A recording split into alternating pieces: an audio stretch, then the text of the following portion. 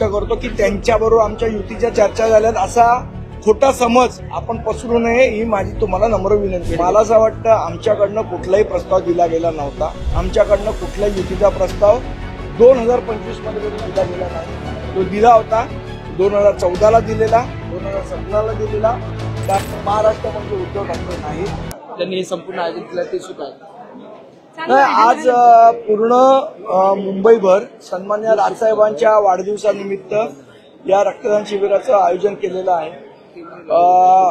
आज आपल्याला माहिती आहे की अनेक हॉस्पिटल्समध्ये, रुग्णालयांमध्ये रक्ताचा तुटवडा आहे। यासाठी म्हणून महाराष्ट्र नवनिर्माण सेनेच्या सर्व महाराष्ट्र सैनिकांनी ठरवलं की आपण सन्मान्य राजसाहेबांच्या वाढदिवसानिमित्त रक्तदान शिबिराचं आयोजन करूया। शेवट 80% समाजकारण आणि 20% राजकारण याच ध्येय धोरणावर महाराष्ट्र नवनिर्माण सेना चालते। सर, दुसरीकडे जर पाहिलं तर इथे सोबतच आज किती ठिकाणी हा संपूर्ण कार्यक्रम करण्यात आला? आज ह्या पूर्ण नुसतं आजच्या दिवशीच नाही तर येणारा संपूर्ण आठवडा महाराष्ट्राच्या, मुंबईच्या पण नाही, महाराष्ट्राच्या विविध ठिकाणी रक्तदान शिबिराचं आयोजन करण्यात आलेलं आहे। आज जवळजवळ 101 ठिकाणी मुंबईत झालेलं आहे।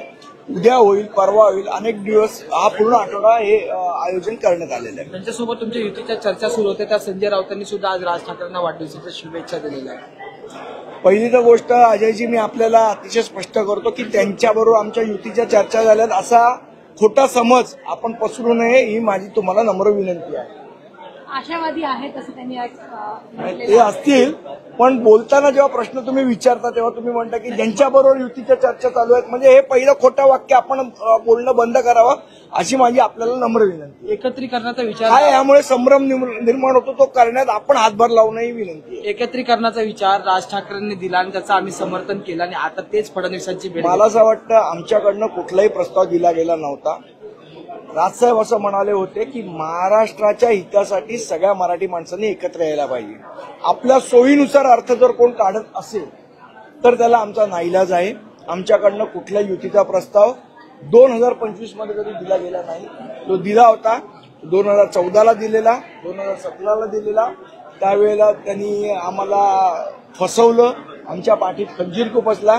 त्यामुळे आम्ही आता दुधाने जीभ बाजल्यामुळे ताकही कुंकून पितो। त्यामुळे आमच्याकडनं कुठलाही प्रस्ताव दिला गेलेला नाही। काल भास्कर जाधव यांनी माध्यमांशी बोलताना पुन्हा एकदा सकारात्मक प्रतिक्रिया दिलेली आहे। त्यांनी असं म्हटलं की राज ठाकरेंनी सुरुवातीला मुलाखतीमध्ये सकारात्मक प्रतिसाद दिलेला होता। नाही, मला असं वाटतं हे बघा एक लक्षात ठेवा, प्रस्ताव दिला पाहिजे। एक लक्षात ठेवा, आम्ही प्रस्ताव दिलेला नाही। हा जो माध्यमांना हाताशी धरून जो समज पसरवण्याचा प्रयत्न उबाटाकडनं चालला आहे हा खोटा आहे। आम्ही कुठेही राजसाहेबांच्या इंटरव्ह्यूमध्ये कुठेही ते असं म्हणाले नाही की राजकीय दृष्ट्या आपण एकत्र यायला पाहिजे। ते म्हणाले महाराष्ट्राच्या प्रश्नांसाठी।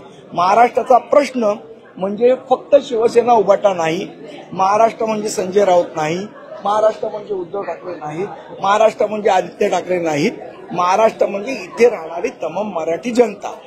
मला असं वाटतं त्यांनी परिभाषा बदलण्याचा प्रयत्न करतायत। त्यांना असं वाटतं महाराष्ट्र म्हणजे उबाटा, तसं नाहीये। तुम्ही अत्यंत जवळचे आहात, त्यांच्या खरं तर मनामध्ये काय आहे? मी सन्मान्य राजसाहेबांचा एक महाराष्ट्र सैनिक आहे। जवळचे म्हणाल तर सगळेच त्यांच्या जवळचे आहेत। ते जे आदेश देतील त्या आदेशावर चालणारे आम्ही सगळेजण लोक आहोत। तो जो आदेश देतील त्या आदेशाप्रमाणे चालू। नक्की त्यांचं सध्या काय म्हणणं आहे? आता महाराष्ट्र नवनिर्माण सेनेचा महाराष्ट्र सैनिक म्हणून आम्ही संपूर्ण 227 जागांचा आढावा घेतलेला आहे। पूर्ण 227 वॉर्डमध्ये कशा पद्धतीने काम करायला पाहिजे, गटाध्यक्षांच्या बैठका जवळजवळ 800च्या वर बैठका या आमच्या केंद्रीय समितीने घेतलेल्या आहे। यादी भागावर काम चालू आहे।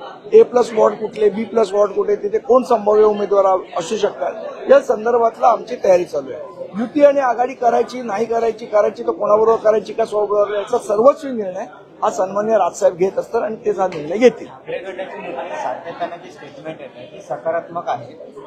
मनसेकडून संदीप देशपांडे अनेकदा मागील काही दिवसांपासून त्यांनी त्यांची भूमिका मांडली। 2017 असेल, मग 19 असेल। संदीप देशपांडेंची भूमिका निगेटिव्ह आहे का? असं एक संदीप देशपांडेंची कधी वैयक्तिक भूमिका नसते। जेव्हा बोलतोय तर पक्षाचा प्रवक्ता म्हणून बोलतोय आणि जी पक्षाने मला सांगितलं तीच भूमिका मी मांडतो। भास्कर जाधवनी काल एका सर्वेचा आधार घेतले असं म्हणाले की जर दोन्ही ठाकरे एकत्र आले तर 54% मतदान महापालिकेमध्ये दोन्ही पक्षाला मिळू शकतं। तर खरं तर त्यामुळे कुठेतरी दोन्ही ठाकरे एकत्र आले पाहिजे असं म्हणतात. तर मुळात लोकांना ही युती पाहिजे असं दिसतं. मुळात असं आहे की लोकांना काय पाहिजे काय नाही हे एकट्या भास्कर जाधवांना कळतं किंवा एकट्या उद्धव ठाकरेंना कळतं किंवा एकट्या संजय राऊतांना कळतं असं नाही.